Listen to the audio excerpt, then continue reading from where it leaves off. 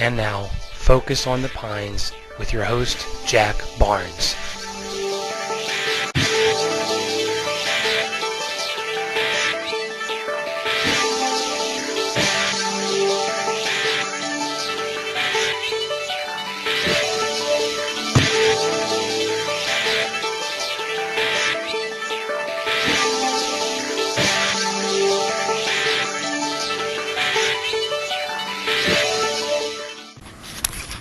It is not often one has the opportunity to spend a day on the water with one of the storied watermen of the Chesapeake Bay. It was a special day for me, and I would like to share that experience with you through some photos and memories of a day on the water with Captain David Webster and his crew, Andrew and Kiki. It all began with a trip to Deal Island with some friends from Ocean Pines. When you cross the Deal Island Bridge, you enter a different way of life. Deal Island, on the eastern shore of the Chesapeake Bay, just 3 miles long, is the home of the Labor Day skipjack races, and a place where youngsters still start swim races from the side of a workboat and grow up in places with names like Chance, Winona, and Dame's Quarter. It's also home to some of the men who make their living for the waters of the Chesapeake Bay. My friend Walt Schumacher has suggested we travel to Deal that day for the Deal Island Chance Volunteer Fire Department's annual oyster roast. That's their pumper with a skipjack painted on the side. It's an all-you-can-eat oyster feast served family style with Deal Island hospitality, and here's our group making the most of it. All the oysters are donated by the watermen and prepared in the back room of the fire hall by volunteers. That's Captain Dave in the white shirt on the right, who was also the assistant fire chief. Here's Captain Dave dipping up some of those yummy fried oysters. Captain Dave is a soft-shell crabber, which means aside from setting 800 soft-shell pots, he also must maintain a crab-shedding house at the harbor. Captain Dave and I shared a mutual interest in family history since my great-grandfather had been raised in the area, and weeks later, after we had been traipsing around old cemeteries, I asked Captain Dave if he would mind if I joined him for a day on the bay to see for myself how watermen make a living. He graciously agreed, as long as I was willing to be on the dock at 5 a.m.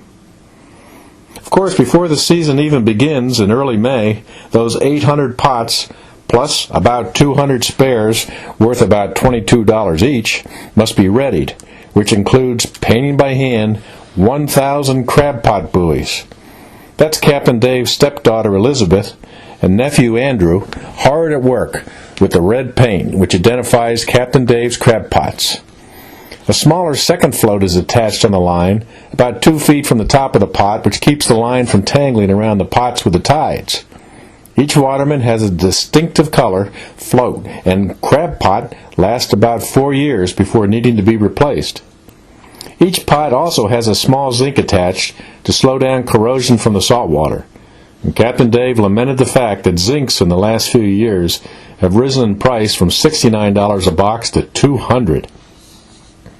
I got the impression that Andrew and Elizabeth would much rather be doing other things. What do you think?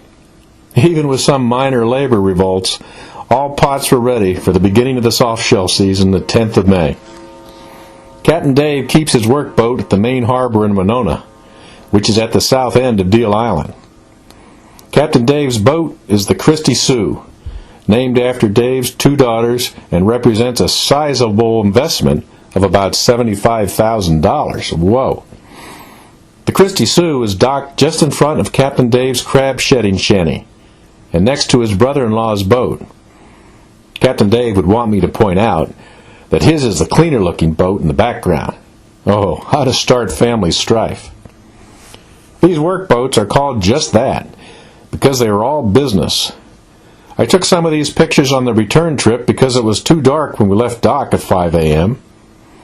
The soft shells are kept alive in that wood box toward the bow, which is covered in burlap on the return trip, and the hoses you see hanging over the side continually pump in fresh water to keep the soft-shell crabs alive. More on that later. Captain Dave begins his day by rising at 3 a.m., having breakfast, and then at 4 a.m. heads to the shedding tanks, which must be tended every 6 hours so the crabs don't eat themselves and his profits. He then heads over to Arby's General Store, located across the street, to pick up ice and any other supplies he may need for the day. I noticed a group of old-timers in the back room of the store the day I was there, and I asked Dave why they were up so early, since they no longer worked on the water. "Just habit," he said, "from rising early all those years." You can see from this photo taken as we were heading out at 5 a.m. why I took some of those photos after we returned. There was something adventurous and exciting about heading out in that dense fog. Also, watching the sunrise from the deck of a workboat in the Chesapeake is something special. And even though Dave and his crew are out on the water every day, I sensed they enjoyed it just as much as the first day they had seen it themselves. Work on a crabbing boat commences at first light and does not stop until the work is done, which this day meant pulling about 600 crab pots. That's Captain Dave and the yellow slickers next to his crew, nephew Andrew and Kevin Thomas, known as Kiki. Pulling out crab pots is a repetitive, physically demanding, and finely tuned operation requiring attention and skill from all involved. Here, Captain Dave is at the controls, approaching one of his red buoys that mark his pots. The pots are spaced in the bay to fit in with the timing of their retrieval. Andrew is at the ready. Captain Dave snags the buoy line with a boat hook, quickly feeds the line into a hydraulic-powered drum seen in the foreground, hits the power control with his foot, and pulls the pot in until Andrew is able to grab a hold of it as Captain Dave guns the boat in reverse, and Andrew grabs the pot and swings it aboard. Up onto a plywood support he puts it, attached to the side of the boat, as Captain Dave already has put the boat in forward, moving on to the next float. Any miscues in this operation could find the pot line quickly wrapped around the boat's prop. Andrew, meanwhile, has released a bungee cord that holds the side of the pot closed and dumps the contents into the sorting bin. Note that soft-shell crab pots are not baited, the idea being that when shedding their shells, blue crabs are looking for a place to hide more than feed, and the size of the mesh is smaller than hard crab pots, which have larger holes to allow the smaller crabs to escape. Once the trap is emptied, Andrew closes the side and returns the pot to the bay, and Kiki goes to work sorting the catch, which included everything from fish to crabs to seahorses. Bushel baskets are used to sort different sizes. Fish such as croaker are separated, and certain soft shells, depending on maturity, are isolated as well. Here Andrew shows some of the day's catch. And here is a close-up of the Chesapeake's bounty many of us love and have come to take for granted. This hauling of pots, emptying the contents, and separating of catch continued from daylight until about 2:30 p.m., when 600 pots had been hauled. Whoa, that's a lot of work. The only break was about 10 minutes for lunch when we were heading to the beginning of another crab pot line. It is some of the hardest work I have ever seen. Captain Dave tells me some old-timers crab solo, but that I have to see to believe. Here Kiki holds up one of the larger crabs of the day, and here's a funny catch, at least I thought, a little blowfish, which, if you tickle the fish's stomach, it will blow up like a beach ball. Bet the grandkids would like that. On the return trip to Winona, Kiki and Andrew take some of the crabs that had been sorted in baskets and put them in that wooden holding tank I pointed out earlier. Water is pumped in to keep them moist, and burlap laid over the tank to keep the sun out. Final sorting is done, and some general cleanup of the boat as we head back to home port. That white barrel on the right was used to hold live spot that were caught in the traps. They will be sold for bait to recreational fishermen. Andrew and Kiki get about a 20-minute rest after the boat and catch are secured. Well earned after about a 10-hour non-stop day on the water. As we head in, Kiki readies the lines and secures the Christie Sue back on her slip. With her stern up against the loading dock with the crab shedding shanty in the background.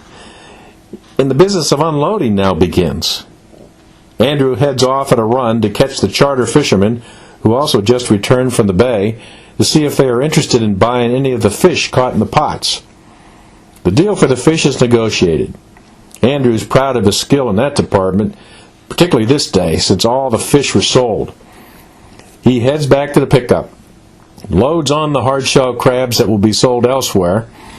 In the meantime, Captain Dave is tending to any tourists or locals that may have been waiting at the dock to buy some fresh soft shells.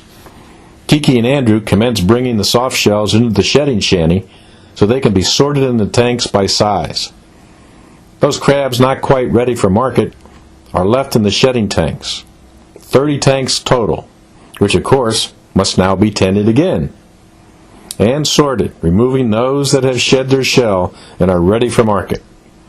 Here is a group just removed and ready for wrapping. Captain Dave expects the soft shell wholesaler to arrive at about 3 p.m.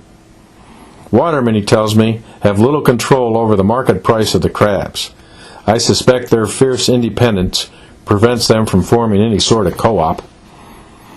While waiting for the wholesaler, Captain Dave takes a quick break to fill me in on the day's catch. 5 dozen soft-shell crabs, 3.5 bushel of hard-shell crabs, about a bushel of croaker, and 60 spot. After the Christie Sue is cleaned up and the wholesaler's business complete, Captain Dave will head home, have dinner around 4 p.m., and complete the extensive paperwork required by the DNR. That's the Department of Natural Resources. At 6 p.m., he heads back to the shedding shanty for one last tending to the crabs.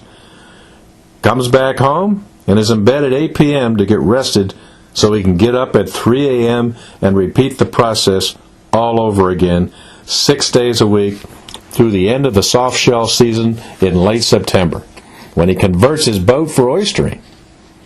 It's a tough, hard life with questionable financial rewards. Not long after my trip, by the way, Captain Dave lost almost all of his crab pots in Tropical Storm Ernesto. But these watermen, however, they love the work and would consider nothing else. Captain Dave knows. He tried one time but was pulled back to the life of a waterman, which he feels is in his blood. Out of 100 crabbers that used to ply the waters around Deal Island, there are only around 15 left today. And Captain Dave fears that in the years ahead, if there are no young people to learn the trade, big co-ops may eventually take over. I think he would like to see his nephew Andrew further his education and continue the tradition. He's a smart young man that certainly has the ability, if he can avoid the temptations faced by all young people on the land side. Captain Dave Webster, a fourth-generation waterman, is proud of his community and his fellow watermen. He is especially proud of the fact that he has put 4 children through college, and the 5th is working at a top-rate company. He loves his wife Cindy and is a church-going man. I can honestly say that I am proud to know Captain Webster, and on that long, tiring day out on the water, I learned a lot more about life than just catching crabs. I hope you did too. This is Jack Barnes for Focus on the Pines.